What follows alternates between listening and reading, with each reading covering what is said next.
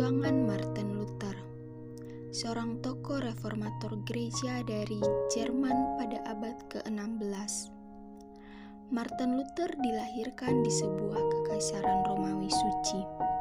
Dia adalah tokoh agama, sekaligus rabi atau imam, dan profesor teologi.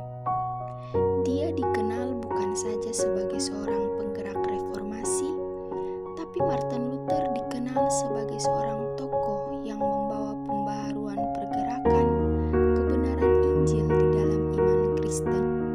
Martin Luther adalah sosok orang yang sangat tidak suka terhadap tindakan-tindakan duniawi, tindakan yang menentang kebenaran Injil dari iman seorang Kristiani. Ia mampu melawan kesesatan-kesesatan yang ada pada diri orang Kristen dengan mengkritik dominasi gereja Katolik Roma atau sistem kepausan yang dipakai pada saat itu.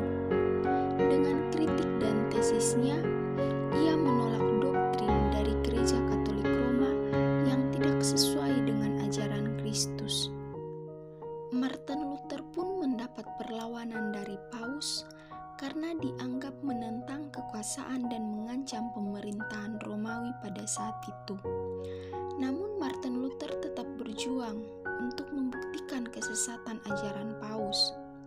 Saat masyarakat tunduk kepada kekuasaan pemerintah dan gereja yang agung takluk kepada kuasa Paus, maka otoritas gereja pun hilang karena ditindas oleh kekuasaan. Hal ini menjadi awal kesadaran Martin Luther bahwa gereja telah salah arah, di mana ada pembaharuan atau perubahan yang perlu terjadi.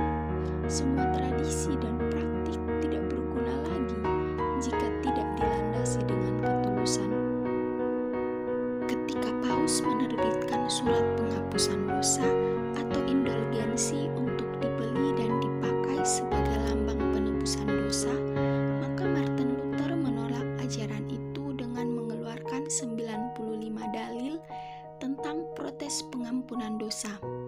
Karena menurut Martin Luther, keselamatan tidak diperoleh dengan amal perbuatan baik, namun diterima oleh orang-orang yang percaya semata-mata anugerah dari rahmat Allah melalui iman dalam Yesus Kristus sebagai penebusan dosa. Pada dasarnya, keselamatan adalah hal yang dicari-cari. Segala sesuatu dilakukan untuk diselamatkan. Tanpa kita sadari, Allah telah memberikan keselamatan dengan cuma-cuma. Namun keselamatan harus disambut dan diterima dengan iman.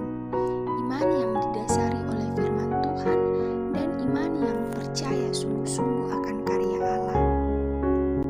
Perjuangan Martin Luther dalam menghadapi segala tantangan, hambatan telah dilaluinya. Hingga kini, gereja dapat menempuh hidup baru. Oleh karena semua perjuangannya, ancaman, tuntutan, penyimpangan, namun kau tetap berjuang karena iman yang kokoh demi keselamatan dan kebebasan.